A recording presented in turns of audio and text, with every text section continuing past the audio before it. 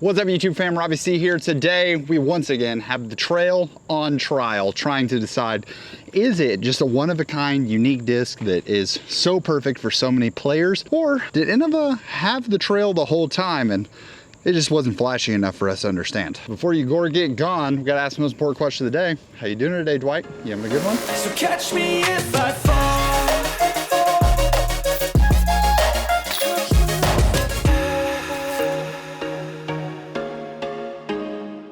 Teased it in the intro a little bit, but we have the Trail made by MVP Discs, and then we have the Gorgon. In the first episode, we were comparing the Sweep to the Trail, and I want to take a quick look because I don't think that this always gives a perfect sort of comparison. But if we look at the PDGA, we can look and see when each of these discs was approved. The Trail was approved in September 5th, 2023, and the Gorgon, May 20th, 2024. So while the Gorgon was approved afterwards, like I said, that doesn't always give an accurate release. PDGA approval doesn't always mean that, hey, this is already out for release, publicly available.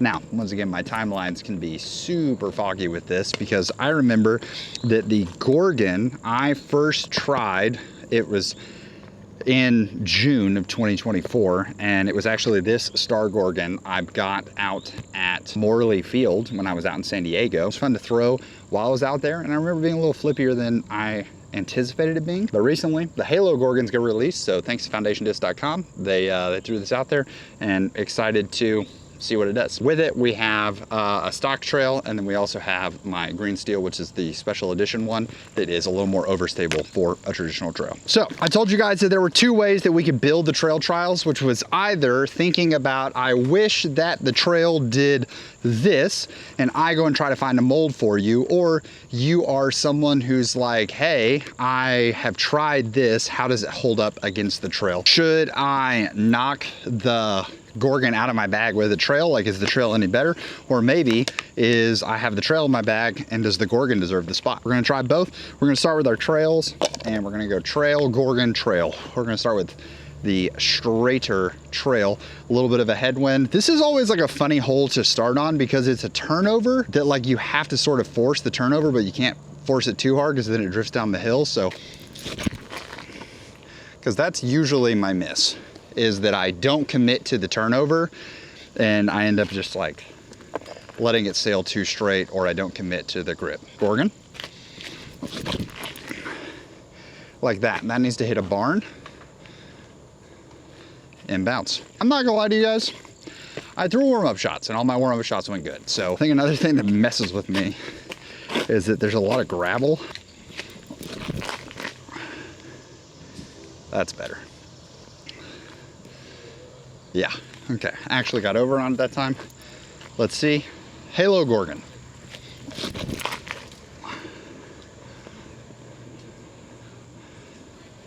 Yeah, that's also pretty good. I think part of my issue and when I throw these is that I like connect anhyzer with hard, like I have to.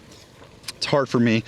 It's not a natural angle for me, and also I feel like I've got to throw it harder because I normally mess that angle up, and because I mess that angle up, it fights out. So if I just throw it harder, congratulations, it's not gonna fight out because you threw it harder, and then when you throw it harder, you throw it worse. These are two drives that I would have been A-okay with for starting my round. We were putting with putters instead of 10 speeds. I actually really like our chances of making birdies here. Interestingly enough, both of my Trails dug into the ground and have dirt on them. Gorgons did not, which takes me to the first point of discussion, which is the hand feel, because the Gorgon is one that I think people will feel good or bad about. Something about the Gorgon is that I think the Gorgon has a much more, for being a 10 speed, when you hold the Trail has a very pronounced point to it. It feels like a control driver in your hands. Like I think that can't be overstated enough. When you throw this, it's a 10 speed, so it's not like the deepest rim in the world, or like the deepest width of the rim. So it feels very comfortable. Even if you have smaller hands, I would imagine that this feels really good. Obviously, I don't have smaller hands, so I can't speak for that entire audience. Maybe I should get like my wife to hold the disc for a comparison. Is that helpful? The Gorgon, however, something that immediately sort of drew my attention to the Gorgon is that it feels very rounded. Not in terms of like, it's not like it's not a driver, but it feels so rounded that it feels like a much slower disc in your hand than it actually is. So if I'm here holding the trail, as I have the trail in my hand, I can feel the 10-speedness, the sharp driver edge in my fingers. So my body naturally tenses up a little bit. And maybe because this doesn't feel as sharp, because it is a little more rounded, a little more blunt, I feel like I'm throwing a mid-range, and it's not a mid-range, but I feel like I'm throwing like a 6 or a 7 speed. And because of that, maybe we get more natural distance out of it. We're trying to go over the silver basket and get left. So we're gonna go with the 2 more overstable options. We're gonna keep I guess the Gorgon outperformed the first one. So we're gonna go ahead and go Gorgon. Goal is a slight bit of hyzer to see the stand-up potential of them. Okay, so we definitely started that on hyzer, and starting it on hyzer, it stood up for us. Let's go overstable trail. Okay, we threw that significantly lower, not as good, but the trail showed no signs of standing up. So immediately I'm thinking to myself, the most overstable Gorgon is not as flippy, or is flippier than the most overstable trails I found. It's much more of a direct line than I'm used to taking, but for those of you that know hole 2 at George Ward, not a bad result at all. For those of you who don't know hole 2 at George Ward, it's about 369 feet uphill the whole way to the pin. And yeah, I think we landed about 25 short there. So for a 10-speed rip that we weren't even trying to like smash it to get amazing distance, we're just trying to throw a controlled shot. Pretty nice. Now this is definitely a disc that I think people can lean on for forehand help.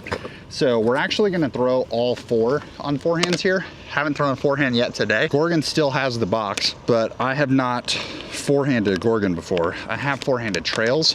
So we're gonna start with green steel, because this basket, it looks like it's in the short position or the really long position. So we're not really trying to get anywhere necessarily. We're just trying to throw a forehand down there. Trail. And that was my worry, is that we would come over top of it. Let's go trail. We'll switch to overstable Gorgon, a little more. Okay, yeah. So gonna have to trust these things pretty heavily, which is spooky considering the hole, because we kind of have to throw at this tree right here to let it stand up. And even then, it stands up really great, but not.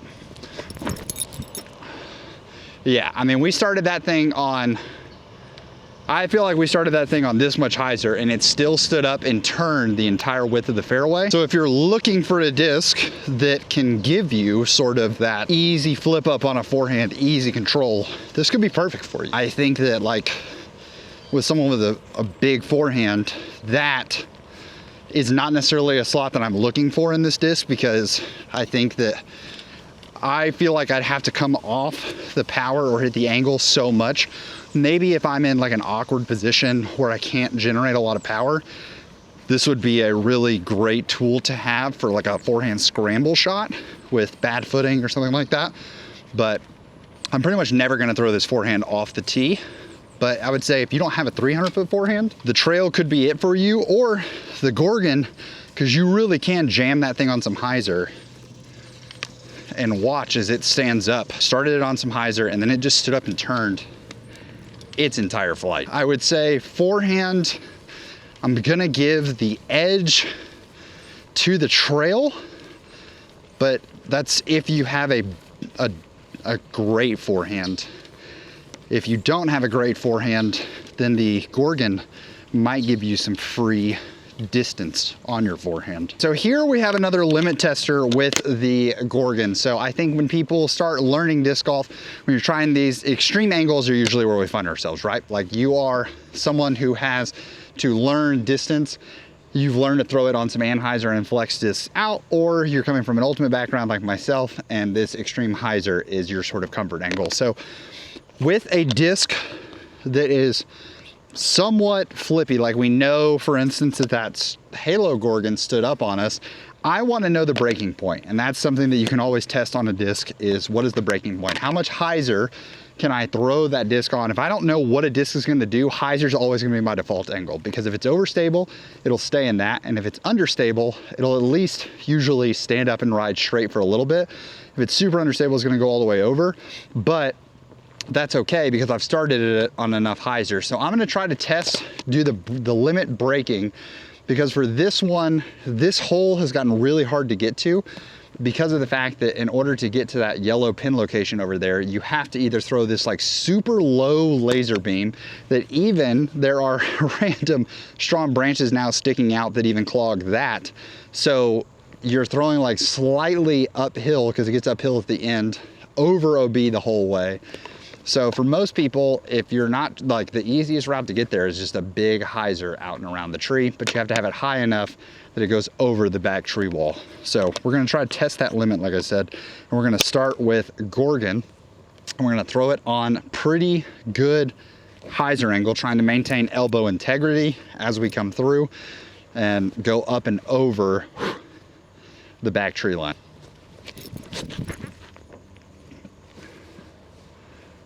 Okay, so we got around, we're just short. So we didn't push the back tree line at all. We just went up and around. Let's go trail. Try to hold on to a little bit more. That time we went inside. Also safe, that's fine. Let's go Gorgon. We're not really feeling the hit come through. Nope. Okay, trying to go too fast. We told ourselves you don't have to throw it hard. Just throw it smooth and fast. Like that. A little inside. Funny enough, the one that felt the best, probably the only one that's OB. Really got to get back to sessions in the backyard of just throwing into a net over and over again.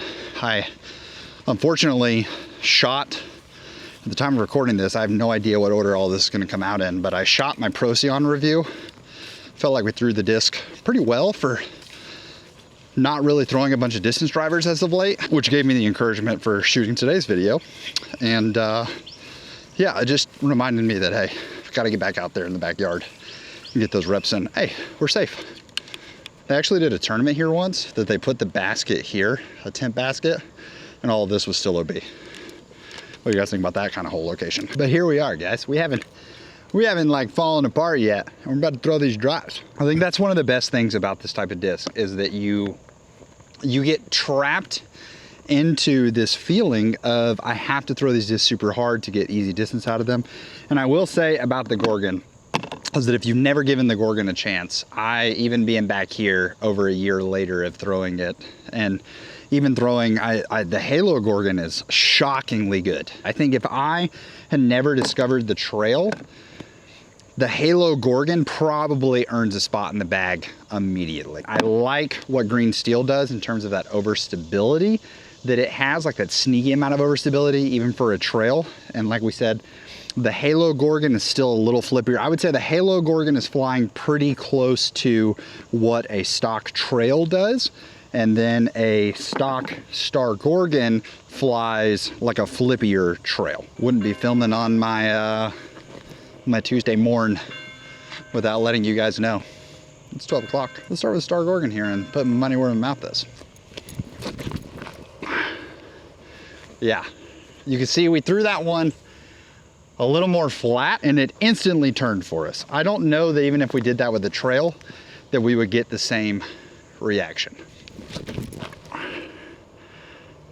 Yeah, like it turns, but you can see that the Trail just has no intention of like leaning into the turn, whereas the Gorgon certainly did.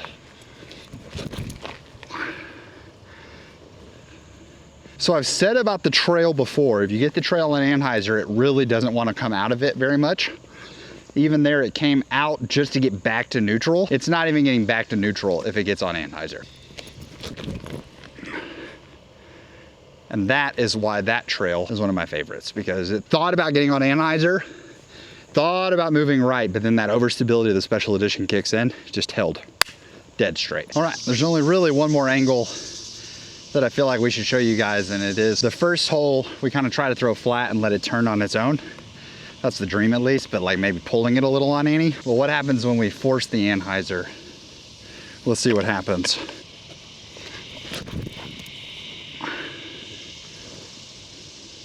Held in it, didn't really burn out of it, just held in it the whole time. Star Gorgon. Started that one much wider.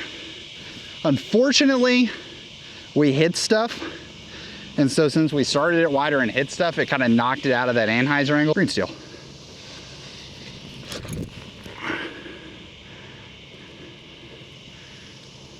Even green steel, you could see that like, it was starting to level before it even hit that tree. Halo Gorgon.